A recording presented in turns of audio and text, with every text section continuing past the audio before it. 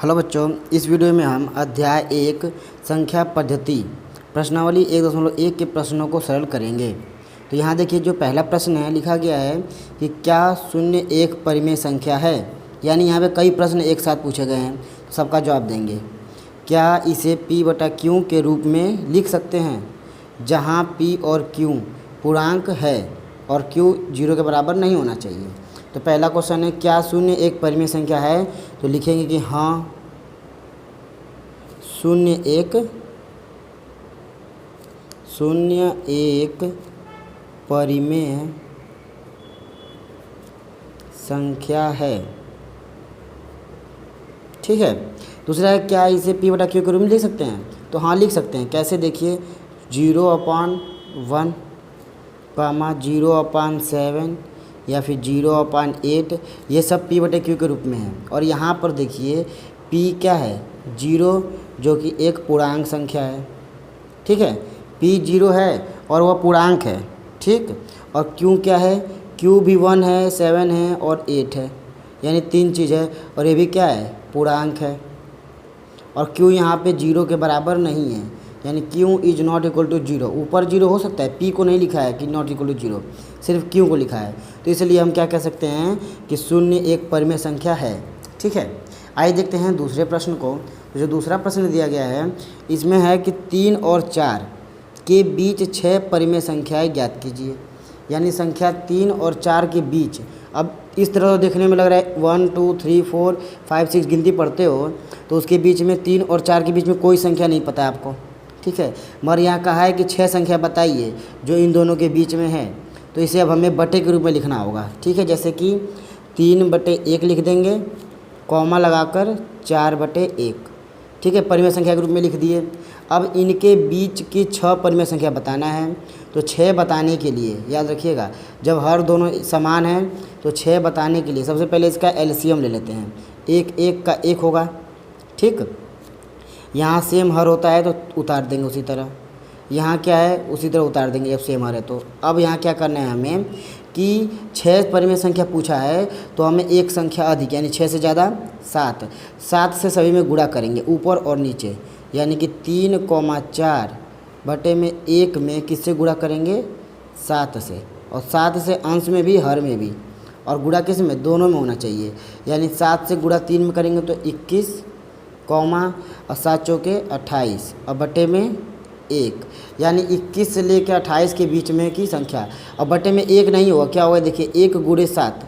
यहाँ पे ये छोड़ देंगे ना, कितने बजे छोड़ के गलत कर दोगे। तो इसलिए क्या होगा, 1 × 7, बटे में 7 होना चाहिए। ठीक है। अब हमें 21 और 28 के बीच की सभी संख्याएं लिखनी है। जैसे 21 के बाद क्या आता है, 22/7, दूसरा 23/7, तीसरा 24/7, चौथा क्या होगा 25/7, फिर 26/7 और 27/7। कुल कितनी संख्या हो गई, 1 2 3 4 5 6, यानी 6 परिमेय संख्या मिल गई। अगर ये 10 परिमेय संख्या पूछा होता तो हम 11 से ऊपर नीचे गुणा करते और उनके बीच की संख्या को लिख देते। ठीक है। इसी प्रकार जितना भी परिमेय संख्या पूछेगा उससे एक अधिक का गुणा अंश और हर दोनों में यहाँ पे भी कर सकते हैं। 7 लिए 21 और बटे में 7 हो जाता। यहाँ पे 28/7 होता और उनके बीच की संख्या लिख देते। ठीक है। जैसे कि यहाँ पे हर समान है, तो जब हर अलग अलग होगा तो भी इस तरह करेंगे तो आपका आंसर सही आएगा। ठीक है। तो आइए देखा जाए अब अगले प्रश्न को। जैसे देखिए यहाँ पे क्या दिया गया प्रश्न में कि 3/5 और 4/5 के बीच कितनी परिमेय संख्या पूछा है, 5 परिमेय संख्या है। तो पहले संख्या को लिख लेंगे कॉमा लगाकर, 3/5 4/5। ठीक है। इसका हम लेंगे पहले एलसीएम के रूप में, इसको लिख लेंगे 5, 3 और 4 उसी तरह क्यों लिखे हैं, क्योंकि देखिए यह 5 है, ये 5 है। एलसीएम लेंगे तो 5, और ये जब हर सेम होता है दोनों तो ऊपर की संख्या उसी तरह उतर जाती है। फिर यहाँ देखिए क्या करेंगे, अब इसको गुणा करना पड़ेगा। किससे, 5 पूछा है, 6 से गुणा करेंगे। यानी 3/4 में, यानी कि 3,4/5 में किससे गुणा करेंगे, 6 से ऊपर भी और नीचे भी। ठीक है।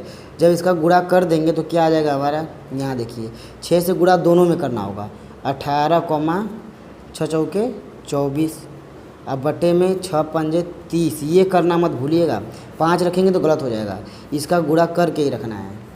ठीक है, अब देखिए यहाँ से स्टार्ट करेंगे 18 के बाद से 19 से स्टार्ट करेंगे तो हो जाएगा 19 बटे 30, 20 बटे 30, 21 बटे 30, 22 बटे 30, यहाँ 23 बटे 30 और 24 बटे 30। कितनी संख्या हो गई? 1 2 3 4 5, ये 6, 24 बटे 30 है तो इसके बीच की बोला था ना, तो इसलिए हम बीच वाली संख्या को केवल लेंगे, यानी यहाँ से यहाँ तक ये संख्या है 18 और 24 के बीच की। अब बटे में 30 सबके होना चाहिए, तो इस प्रश्न का आंसर हो गया आपका यह। आइए देखा जाए अगले प्रश्न को, यानी चौथे प्रश्न को। तो चौथे प्रश्न में दिया गया है कि नीचे दिए गए कथन सत्य है या असत्य, कारण के साथ बताइए। तो पहला प्रश्न यहाँ देखिए, लिखा है प्रत्येक प्राकृत संख्या, प्रत्येक प्राकृतिक संख्या है वह एक पूर्ण संख्या होती है, यह सत्य है या असत्य। ध्यान से पढ़िए क्वेश्चन, कहा है कि प्रत्येक प्राकृतिक संख्या, ठीक है, प्राकृतिक संख्या को पूर्ण संख्या बना रहा है। तो पूर्ण संख्या का परिभाषा आप जानते हैं कि पूर्ण संख्या प्राकृतिक और शून्य से मिल के बनता है, इसका मतलब यह क्या है? सही है। हाँ, क्या लिखेंगे? हाँ, यह सत्य है। ठीक है, कैसे? क्योंकि पूर्ण संख्या जो बनती हैं, पूर्ण संख्याएं जो होती है, पूर्ण संख्या प्राकृत संख्या और जीरो के समावेश से बनती है ना, समावेश करेंगे उसे।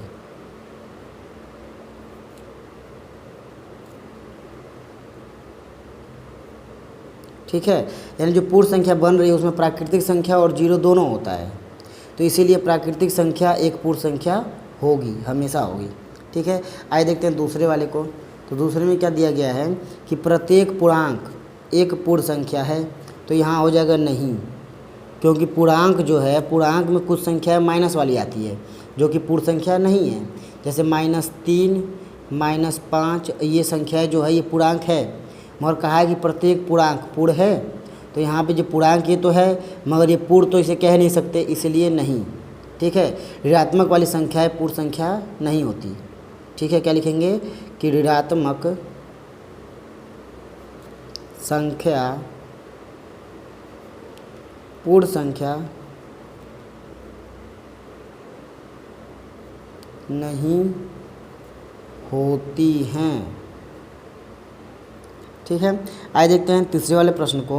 तो जो तीसरा लिखा है इसमें दिया गया है कि प्रत्येक परिमेय संख्या एक पूर्ण संख्या होती है, यानी जो परिमेय संख्या की बात कर रहा है कि हर परिमेय संख्या एक पूर्ण संख्या होगी। तो यहाँ जब परिमेय संख्या देखिए किस रूप में होता है, ये भी हो जाएगा नहीं, क्योंकि परिमेय संख्या में 2/3 भी आता है, -4/5 भी आता है, यानी ऐसी संख्याएँ भी आती हैं। ठीक है, ऋणात्मक वाली और p/q के रूप की संख्या आती है, क्योंकि ये संख्या आती है परिमेय संख्या में मगर पूर्ण में नहीं आती, इसलिए परिमेय संख्या एक पूर्ण संख्या नहीं होगी। ठीक है, तो ये क्या दिया गया है? असत्य दिया गया है। ठीक है, कि हर परिमेय संख्या पूर्ण संख्या नहीं होती है, तो ये हो जाएगा नहीं, यह पूर्ण संख्या नहीं होंगी। ये संख्याएँ पूर्ण संख्या में नहीं आती हैं। तो आगे के प्रश्नों को यानी अगली एक्सरसाइज को हम अगले वीडियो में देखेंगे। अगर वीडियो पसंद आए तो लाइक करें। अब मिलते हैं अगले वीडियो में। जय हिंद।